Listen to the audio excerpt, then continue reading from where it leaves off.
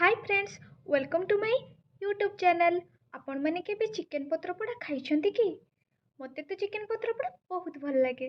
आपण मैंने जानिछंती चिकन पत्रपोड़ा केमती बना जाए? जदि जानि नाहंती तेबे चलंतु तार मेकिंग प्रोसेस देखि नबा। शाल पत्रर खली बनेइबा। खली को आमे ए टाइप रो टिपिबा। आम खली एबे रेडी हे गला।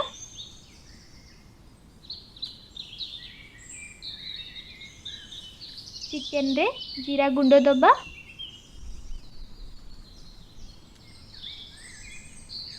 तापरे चिकेन मसाला दबा।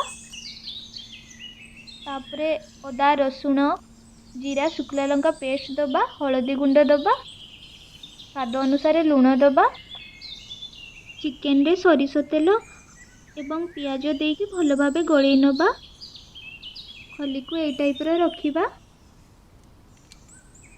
पूर्वरु मसला देई रेडी करा जाइतिबा चिकेन को खली रे काढी नबा।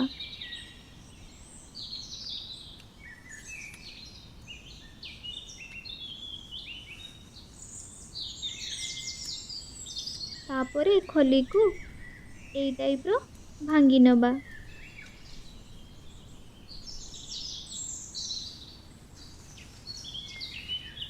आमे एई प्रोसेस रे खली को भांगीबा।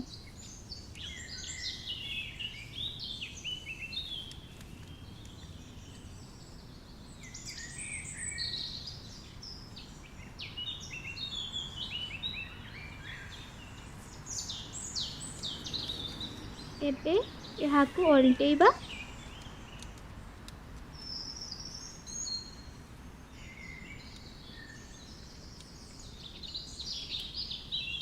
ए टाइप रो खली को आमे भांगीबा। आउ गोटे खली नबा। तापरे आकु रखिबा। खली को ए टाइप रो भांगीबा। तापरे तार साहाज्य रे आकु बांधीबा।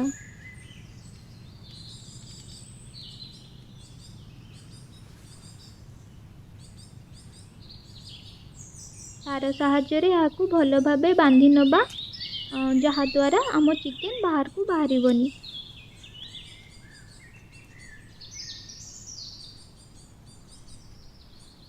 किछि सुखिला काठ नबा। मझिरे खली रे बंधा जाइतिबा चिकेन को रखिबा। ता उपरे किछि सुखिला काठ देबा। देन निया लगेई चिकेन को पोड़ीबा।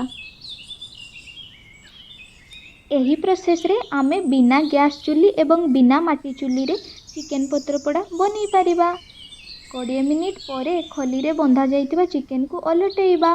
तापरे पुणी 15 मिनिट चिकेन को भल भाबे पोड़ीबा। 30 रु 40 मिनिट चिकेन को भल भाबे पोड़ी सारला परे आम टेस्टी चिकेन पत्रपोड़ा रेडी हे गला। आपण माने मध्य एही प्रोसेस रे अति सहजरे टेस्टी चिकेन पत्रपोड़ा बनै पारिबे। आपण मानकु भिडियोटी भल लागितिले लाइक एवं सब्सक्राइब करिबा पई भूलिबे नाही।